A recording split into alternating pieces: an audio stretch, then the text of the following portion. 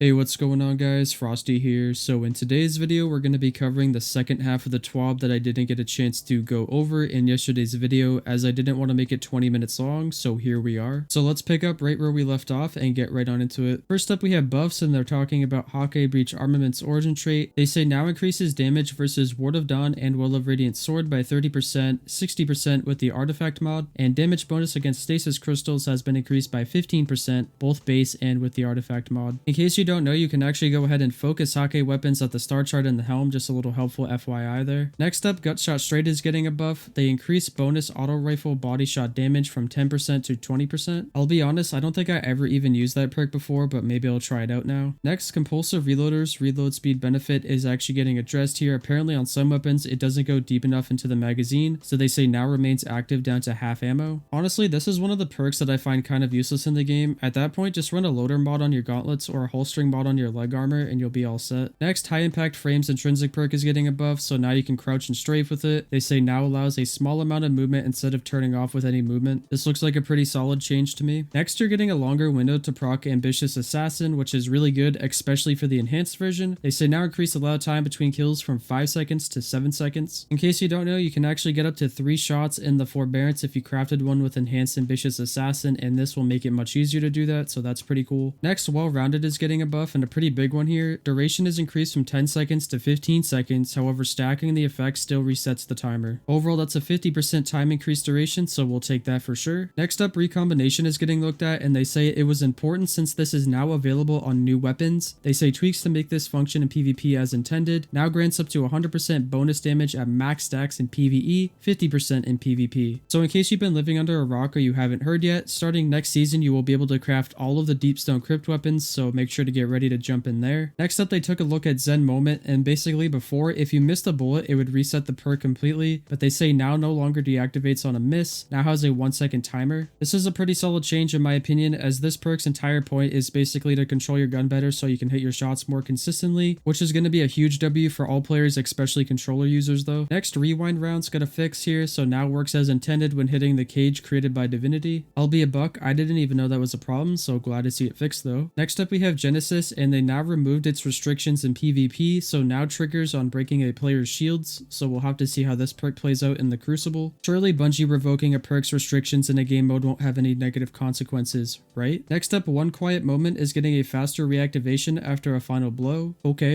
And lastly, under buffs, we have Gun and Run, which they said was hard to trigger in PvP or encounters with few enemies, so we also decided to half the number of final blows needed to activate this when going up against most enemy types. Next up, we have everybody's favorite section, which is the nerfs, but luckily there's not too much here actually. First up, we have Box Breathing here, which they say provides too strong of a benefit for too little investment on scout rifles, so they say reduce damage bonus on scout rifles by 5%, whoop-de-doo. Next, they say Unstoppable Forces damage was a little bit too high for the level of investment, so they reduced the damage bonus from 30% to 20%. And One Two Punch is actually getting done pretty dirty here, reduce bonus melee damage as follows, from 3 times to 2 times versus most enemies with unpowered melees, from 1.8 times to 1.4 times versus most enemies with charge melees, and reduce the additional bonus versus bosses from 0.5 to 0.25. After looking at those changes, I still think it'll be viable. You'll be able to KO everything on the map pretty easily still, you're just not going to be able to send everything straight to orbit like you can right now. Next up, under bug fixes, the 2 excess Opulent Weapon origin trait is getting looked at. They say triggering this perk across multiple weapons no longer displays a stacking counter on the UI. This perk never stacked its effects, so this change does not change its behavior. Apparently that's all we get for bug fixes right now, so moving on, we have enhanced perks next. First up, we have enhanced unrelenting, so shifted to +5 health regen, removed +5 handling. Enhanced perpetual motion, remove 0.1 second faster activation and remove the 0.1 second grace period upon ending, added 1 second faster activation of ×2 stacks. Enhanced time payload, shifted from range to +5 stability. Enhanced explosive payload, shifted from range to +5 reload. Enhanced firing line, added additional 10 handling when in proximity, removed increased neutral range. Enhanced grave robber, swap +5 reload to +5 handling. Enhanced explosive light, added 1 more charge, stacks caps at 7. Enhanced cold steel, weapon energy and weapon magazine capacity now add +10 to be consistent with other ammo capacity increasing perks. Enhanced Vorpal weapon, change from +5 reload to +5 stability. This will apply to the guard resistance stat on swords. Enhanced Genesis, remove primary ammo overflow, added additional handling. This could be very strong considering this perk is coming to PvP now. now. Enhanced flash counter, increased ammo capacity. Enhanced chain reaction, updated the description as this provides a different benefit to swords. And lastly, enhanced ambitious assassin, increased allowed time between final blows from 6 seconds to 8 seconds. So earlier they addressed the base version, so the enhanced version here has up to 8 seconds between final blows, which is insane. After looking at all these enhanced perk changes, they all seem pretty good to me. The only one that I don't really care about here is the explosive payload one, where they're shifting from +5 range to +5 reload. But I mean, now enhanced firing line's gonna give you +10 handling, grave robber's gonna ditch useless reload speed for more handling, as well as ambitious assassin is getting a 33% increased time duration window, which is absolutely huge. Moving on, let's go ahead and cover all of the exotic changes coming our way. First up, the fundamentalist perk, which can be found on the Borealis, Hardlight, and Dead Messenger, is all getting added stats to each element type. Arc is getting +25 handling and +5 range. Solar is getting +35 reload speed and +20 airborne effectiveness. And Void is getting +20 stability and +10 aim assist. And Bungie felt like Borealis needed even more love, so they said breaking a match shield now refills the magazine from reserves and allows your next 5 shots to deal bonus damage not deactivated by reloading. You already know Bungie's gotta show a little bit of extra love to something they want us to use. Next up we have Jade Rabbit, and personally I'm just kind of over this weapon now. They say quickly landing 3 crits returns around to the magazine and increases the damage of your next body shot, stacks up to 3 increased damage body shots, resets if you reload. I think Jade Rabbit had its time in the spotlight and it's time to toss that thing in the vault for a while. What do you guys think? Next up, Bungie decided to share some graphs with us about some usages of certain weapons in certain activities. As you can see here, Arbalist, Divinity, and Witherhoard usages are literally shitting on everything else in raids. And somehow, Withy is actually number 1 for PvP exotic usage, which actually just blows my mind. So I'm sure you guys can all put 2 and 2 together. You saw that people were having a good time with the weapon and a lot of people were using it, so you know that Bungie has to nerf it now. They say reduce taken portal duration from 7.5 seconds to 4.5 seconds. I'll be a bug with you, I love Withy, and this actually hurts me inside, but I'm still going to use the weapon. Next up is Divinity, and Bungie shared this information with us a while ago about how it's getting a damage nerf from 30% to 15%. You guys can go thank your boy Salt for that one. I'm totally kidding, I could care less that the weapon is getting changed. Next up we have Arbalist, and Bungie is reducing the body shot damage to match Lawrence Driver. Personally, I don't use this thing in PvP, so I could care less, and it's still going to remain king in PvE, so nobody cares. Next up, we all knew the Day of Reckoning would come, and Gjallarhorn is getting a nerf. They reduced the primary rocket's impact and detonation damage by 25%. Wolfpack rounds are unaffected. This just brings it into the desired band without nerfing it past other rocket launchers. Now, I know that nerf might sound pretty rough, but I still think Gjallarhorn's going to be really good, and overall, that's just Bungie trying to make Gjallarhorn the support weapon and encourage people to go use other legendary rockets. Next up, Forerunner is getting its base damage nerf from 40 to 37, and crit damage nerf from 72 to 67. Next up, Bungie showed us a graph of the least used exotics in the game. They said the lowest 20 exotic usage by owners, with ownership percent as of November 15th. Honestly, I'm pretty surprised to see that the 4th Horseman even made that list. Next up, Bungie is replacing the full auto perk on certain exotics, so No Time to Explain is getting its one replaced with Feeding Frenzy. Traveler's Chosen is getting the Catalyst perk replaced with Surplus. It will still have Osmosis, and Vigilance Wing is getting the Catalyst perk replaced with Ensemble. Next up, Bungie is fixing some issues with DMT. They say now prefers critical hits over body hits and hipfire if both types of targets are inside the precision aim cone, increase body shot damage from 46 to 54, and reduce crit damage from 81 to 80. Next up we have Darcy, and they say now applies Jolt when damaging targets affected by Personal Assistant, and they're also increasing its airborne effectiveness to 80. Yeah, you just saw that correctly.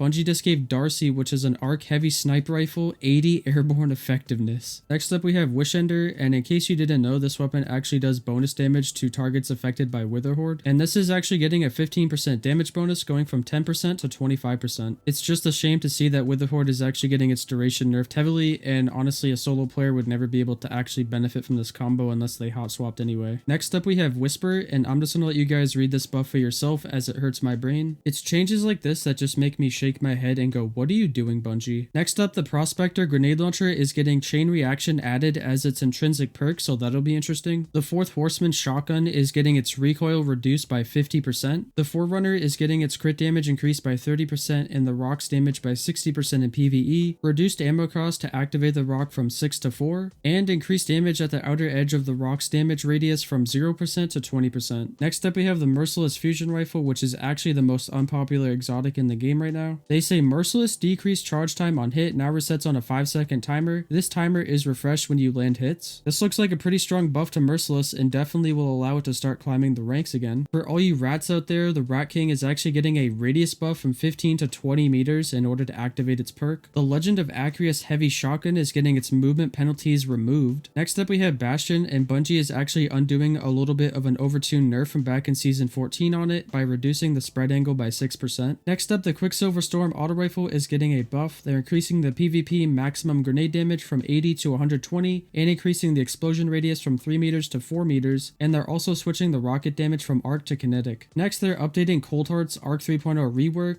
They reduced cooldown on ionic trace generation from 3.5 seconds to 2 seconds, now maxes out stability and reload when at maximum damage, and picking up an ionic trace now reduces the time it takes to get to max damage. Next up we have Xenophage. They say now deals roughly half of its damage as impact damage and the rest as detonation. Overall damage increased by 5%, so better than nothing. Next up we have Cloud Strike, and apparently there was a bug interacting with Divinity's bubble, so they say now the Lightning Storm will now correctly activate when hitting Divinity's cage. Next up we have some exotic armor nerfs here, so Wormgod Caress got its multiplier nerf from 7.5 to 3.5, and same with Winter's Guile. So if you're a Titan, I think you might as well just rock Syntheseps at this point moving forward, because I don't think they're going to be much less damage. Next up we have Gryo Falcon, so they say gain volatile rounds when exiting invisibility, and when executing a finisher while invisible, this exotic now gives nearby allies a reserve overshield and give the wearer a temporary bonus to weapon damage. And lastly, just to show here, Bungie actually shared what next season's anti-champion weapons will be. They say the season 19 artifact will have anti-champion mods for hand cannons, scout rifles, bows, pulse rifles, auto rifles, and some machine guns, as well as the return of unstoppable grenade launcher mods. And down here at the bottom, Bungie says we're getting Breach and Clear back, which I'm pretty sure in the past they said we were never getting this mod back, but you know, it's Bungie. So honestly, that's one of the most busted mods they've ever come up with, and I'm really excited to mess around with that again. However, this video is getting very long and I want to go ahead and wrap it up. If you're still watching at this point, you're the absolute GOAT, and if you would all do me a huge favor, please hit that thumbs up button and also subscribe to the channel if you aren't already. And I will catch you guys all in the next one very soon. Until then, stay frosty.